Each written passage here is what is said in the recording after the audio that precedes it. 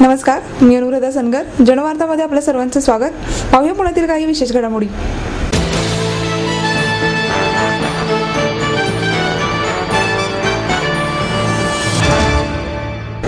संयमयुक्त समाज घडवण्यासाठी गणेशोत्सव मंडळांनी पुढाकार घ्यावा, असे आवाहन गृहराज्यमंत्री सतेज पाटील यांनी केले. श्रीमंत दगडूशेठ हलवाई गणपती ट्रस्ट राष्ट्रीय गणेशोत्सव स्पर्धेचे पारितोषिक वितरण पाटील यांच्या हस्ते करण्यात आले.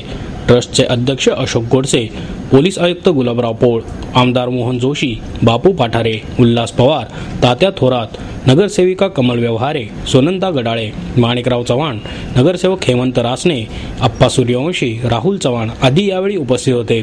पाटील म्हणाले, प्रायोगिक तत्वावर औरंगाबाद शहरात तंटामुक्त मोहीम राबवण्यात येत आहे. ही मोहीम यशस्वी झाल्यास राज्यातील सर्वच शहरात ही मोहीम राबवून संयमयुक्त समाज घडवण्याचा प्रयत्न करण्याची आवश्यकता असल्याचेही पाटील यांनी नमूद केले. सुरक्षेच्या दृष्टीने उत्सव काळात मंडळांनीही जागरूक राहणे गरजेचे आहे, कारण धोके थांबवण्यासाठी पोलिसांसह समाजाचा सहभाग महत्त्वाचा ठरणार आहे. तसेच समाजास घातक ठरणाऱ्या विचारसरणी पुढे येऊ नयेत म्हणून प्रयत्न करणे गरजेचे असल्याचेही पाटील यांनी सांगितले. समाजात व्यसनांचे प्रमाण वाढत चालले आहे. परिणामी कॅन्सरच्या रुग्णांमध्ये लक्षणीय वाढ झाली आहे. म्हणून मागील वर्षी गुटखा बंदी तर यंदा सुगंधी सुपारीवर बंदी घालण्याचा निर्णय शासनाने घेतला आहे. व्यसनमुक्त समाज घडवण्यासाठी गणेश मंडळांनी पुढाकार घ्यावा, असे आवाहन सतेज पाटील यांनी यावेळी केले. प्रथम पुरस्कार बुधवार पेठेतील साईनाथ तरुण मंडळास प्रदान करण्यात आला, तर द्वितीय पुरस्कार धनकवडी येथील आदर्श मित्र मंडळास प्रदान करण्यात आला. तृतीय पुरस्कार हिंद तरुण मंडळ कॅम्प आणि विनायक नवयुग मित्र मंडळ भंडारकर रस्ता यांना विभागून देण्यात आला. चौथ्या क्रमांकाचा पुरस्कार साखळीपीर तालीम राष्ट्रीय मारुती मंदिर मंडळात देण्यात आला, तर 5व्या क्रमांकाचे पारितोषिक अखिल गणेश बाग मित्र मंडळास देण्यात आले. अनुक्रमे 51,000, 45,000, 40,000, 35 आणि 30,000 रुपये, सन्मान चिन्ह आणि सन्मानपत्र असे या पारितोषिकांचे स्वरूप होते.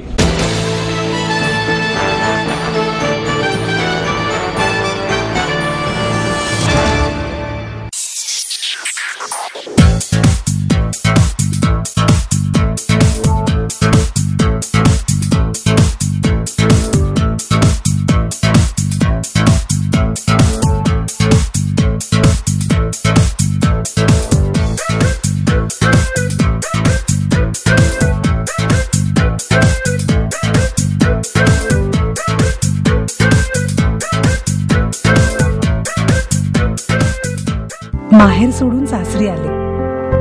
इथेही प्रेमाची मायेची माणसं होती, पण माझं भविष्य सुरक्षित आहे याचा आनंद आत्मविश्वास वाढवणारा होता. Samruddha Jeevan multistate multipurpose cooperative society limited. गुंतवणूक भावनांची, आनंद लक्षावधीचा. Samruddha Jeevan multistate multipurpose cooperative society limited.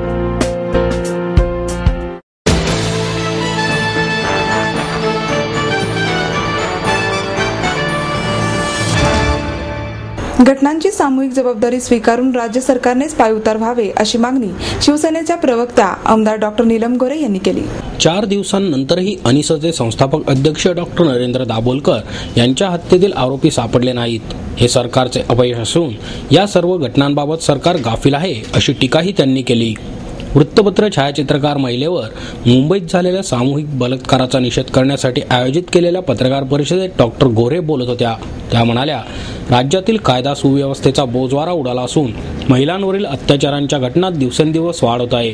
या घटनांना केवळ गृहमंत्रीच नव्हे तर राज्य सरकारच जबाबदार आहे. त्यामुळे या घटनांची सामूहिक जबाबदारी स्वीकारून सरकारनेच पाय उतार व्हावे, अशी मागणी करून त्या पुढे म्हणाल्या, गेल्या काही दिवसात संपूर्ण राज्यभरात महिलांवरील अत्याचारात लक्षणीय वाढ झाली आहे. अशा घटना घडल्यानंतर फास्ट ट्रॅक कोर्ट आणि इन कॅमेरा चौकशी यांची फक्त घोषणा केली जाते, प्रत्यक्षात त्याची अंमलबजावणी होताना दिसत नाही. तसेच राज्य महिला आयोगाच्या अध्यक्षपदी अद्यापही कोणाचीही नेमणूक करण्यात आलेली नाही. अंधश्रद्धा निर्मूलन समितीचे संस्थापक अध्यक्ष डॉक्टर नरेंद्र दाभोलकर यांच्या हत्येच्या घटनेला 4 दिवस झाले तरी आरोपींना पकडण्यात पोलीस यंत्रणा अपयशी ठरली आहे, अशी टीकाही डॉक्टर गोरे यांनी केली.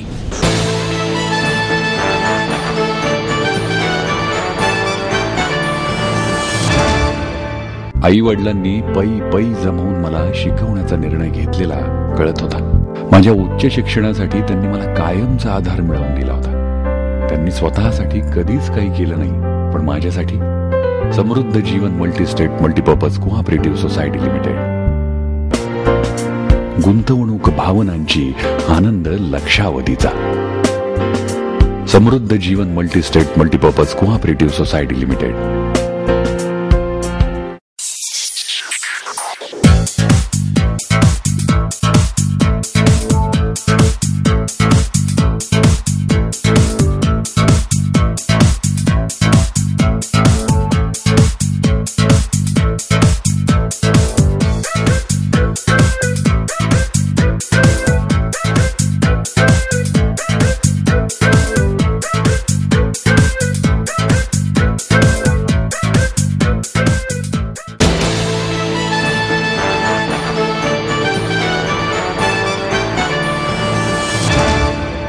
कवीने त्याच्या कवितेला सर्वसामान्यांचा आवाज बनवले पाहिजे असे मत ज्येष्ठ संगीतकार पंडित हृदयनाथ मंगेशकर यांनी व्यक्त केले.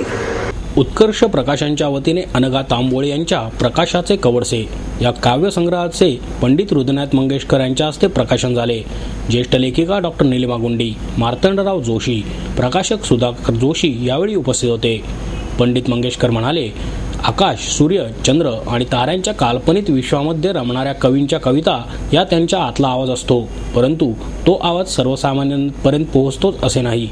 सर्वसामान्यांना भेडसावणाऱ्या समस्यांना जगासमोर मांडण्यासाठी कवीने त्याच्या कवितेला सर्वसामान्यांचा आवाज बनवले पाहिजे. सामान्य माणसाच्या व्यथा, त्यांच्या वेदना आपल्या कवितेद्वारे मांडणाऱ्या कवीचा आवाज ओळखीचा वाटतो. त्यासाठी कवीने समाजाकडे उघड्या डोळ्यांनी पाहिले पाहिजे. केवळ काल्पनिक विश्वामध्ये रमणाऱ्या कवितेपेक्षा सर्वसामान्यांचा आवाज बनलेली कविता अधिक भिडते असेही ते म्हणाले. डॉक्टर नीलिमा गुंडी म्हणाल्या, शब्दांची संपत्ती प्राप्त करण्यासाठी चिंतनाचे कष्ट करावे लागतात. प्रत्येकाला कविता सुचू शकते, परंतु त्यासाठी मनामध्ये कायम विचारांचे मंथन होणे गरजेचे असते. शब्दसंपत्ती लाभलेल्या कवीवर ते शब्द जपून वापरण्याची जबाबदारी असते. ते आजच्या लेखकांनी लक्षात ठेवले पाहिजे असा सल्लाही त्यांनी दिला.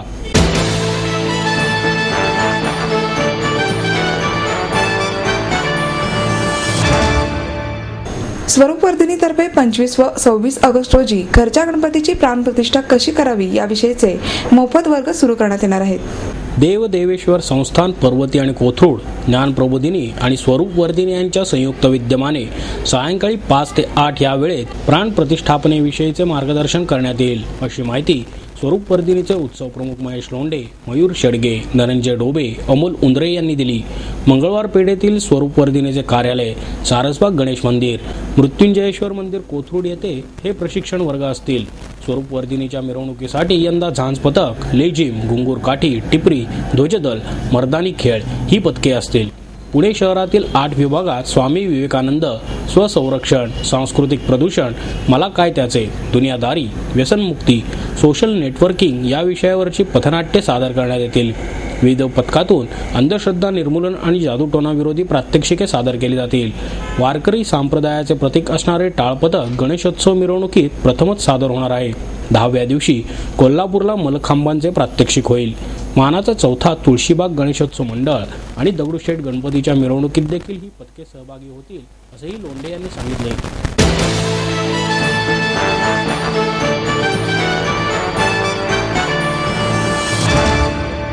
आपको देता है एडमिशन के साथ अपॉइंटमेंट लेटर भी. B civil, computers, electronics, electronic and telecommunications, IT and mechanical.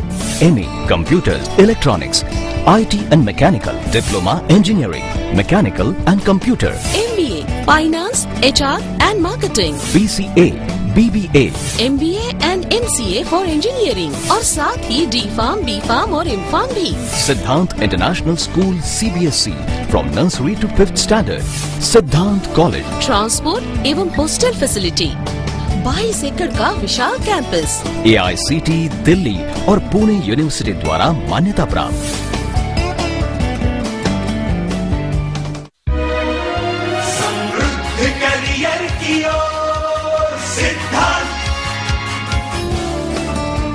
सिद्धांत कॉलेज, सुदुमरे, पुणे.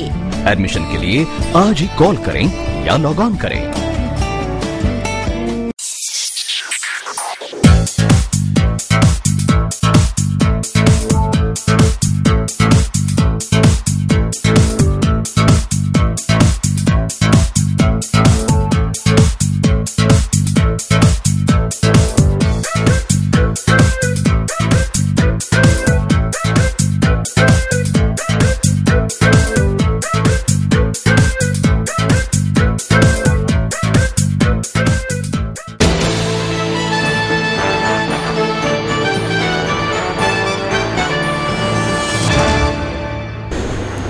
शक्तीच्या अर्थकारणाला आणि सत्ताकारणाला सुरुंग लावला म्हणून डॉक्टर दाभोळकरांची हत्या करण्यात आली, असे मत सोशलिस्ट युवजन सभेचे अध्यक्ष डॉक्टर अभिजित वैद्य यांनी केले. सोशलिस्ट पार्टी ऑफ इंडिया आरोग्य सेनेच्या वतीने डॉक्टर दाभोळकर हत्या निषेध या कार्यक्रमाचे आयोजन करण्यात आले होते. हा कार्यक्रम पुण्यातील SM जोशी पुतळ्यापाशी 23 ऑगस्ट 2013 रोजी सायंकाळी 4 वाजता आयोजित करण्यात आला होता. या कार्यक्रमास डॉक्टर अभिजित वैद्य, बाळ पाटणकर, डॉक्टर केतकर, कुमार मुंदडा, वर्षा गुप्ते, आशिष आजगावकर, अतुल रुणवाल, संतोष जाधव, ॲडव्होकेट मस्के, प्रकाश चित्रे, निहार वैद्य आदी पदाधिकारी उपस्थित होते. डॉक्टर वैद्य म्हणाले, धर्माच्या आधारानेच धर्मांध वाढतात. धर्मांध धर्माच्या मूळ शिकवणुकीला पायतळी तुडवत कशाचाही विधिनिषेध न बाळगता सामाजिक राजकीय सत्ता हस्तगत करण्याचे प्रयत्न करतात किंवा अंधश्रद्धांचा आधार घेत बुवाबाजीतून मोक्ष, आरोग्य, संपत्तीची गाजरं दाखवत संपत्तीच्या राशी रचतात. जो कोणी त्यांच्या या सत्ता किंवा अर्थकारणाच्या आड येतो त्याच्या या शक्ती निर्दयपणे काटा काढतात. संत श्रेष्ठ तुकाराम आणि महात्मा गांधीची हत्या याचसाठी करण्यात आली. डॉक्टर नरेंद्र दाभोळकरांच्या हत्येमुळे धर्मांधांच्या हिंसक प्रवृत्तीच्या इतिहासाची पुनरावृत्ती झाली आहे. दुर्दैवाने या सर्व हत्यांचा महाराष्ट्राशी संबंध आहे. वास्तविक डॉक्टरांची लढाई अंधश्रद्धेविरुद्ध आणि त्याच्यातून होणाऱ्या शोषणाविरुद्ध होती. ती कोणत्याही धर्माच्या अथवा श्रद्धांच्या विरुद्ध नव्हती. ही मानवतेची लढाई होती. डॉक्टरांना येणाऱ्या धमक्यांची सरकारने दखल घेतली नाही. खुलेआम तुमचा गांधी करू असे धमकावणाऱ्या संघटनेला पोलिसी खाक्या दाखवला नाही आणि आता एक हिंदू द्वेष्टा गेला. याचा कोपऱ्या कोपऱ्यावर लोक आनंद व्यक्त करत आहेत. जो तो आपल्या कर्माने जातो.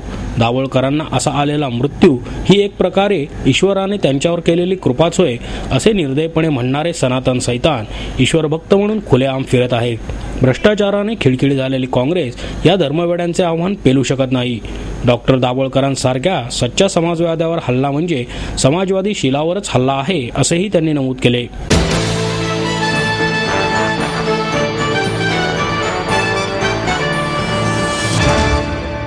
भारतीय इतिहास संशोधन मंडळातर्फे 25 ऑगस्ट रोजी केंद्रीय इतिहास अभ्यासक्रम समीक्षा परिषदेचे आयोजन करण्यात आले आहे. ज्येष्ठ इतिहास अभ्यासक पांडुरंग बलकवडे, प्राध्यापक डॉक्टर राजा दीक्षित यांनी पत्रकार परिषदेत ही माहिती दिली. सदाशिव पेठेतील भारत इतिहास संशोधक मंडळ येथे सायंकाळी 4 वाजता आयोजित करण्यात आलेल्या कार्यक्रमात ज्येष्ठ विचारवंत डॉक्टर श्रीमा भावे, डॉक्टर राजा दीक्षित, डॉक्टर सदाशिव शिवदे, निनाद बेडेकर, प्राध्यापक गणेश राऊत, पांडुरंग बलकवडे, डॉक्टर सुमित्रा कुलकर्णी, डॉक्टर सदानंद मोरे हे आपले विचार मांडणार आहेत. पांडुरंग बलकवडे म्हणाले, या परिषदेत मराठ्यांचा इतिहास, त्याचे पैलू यांची मांडणी होणार आहे. ही चर्चा पूर्णपणे इतिहासाच्या अभ्यासाला धरूनच होईल. त्याला अभिनिवेशाचे रूप येणार नाही याची खबरदारी घेतली जाईल असा विश्वासही त्यांनी प्रकट केला.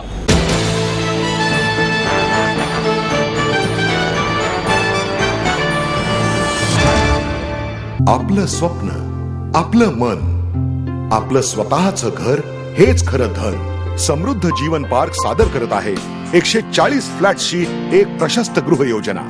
कात्रज कोंढवा रोडवर बिबवेवाडीपासून फक्त 2 किलोमीटर अंतरावर आपल्या आर्थिक गणितात बसणारे 1 व 2 BHK फ्लॅट्स. तब्बल 3 मजली पार्किंग सह ऐस गार्डन, क्लब हाऊस आणि इतर सुविधांनी सुसज्ज. बुकिंग साठी संपर्क 9850937373 9850947373. समृद्ध जीवन, नांदी सौभाग्याची, सुरुवात प्रगतीची.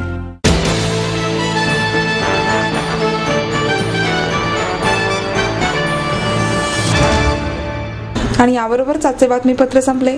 उद्या पुन्हा भेटूया याच वेळी. नमस्कार.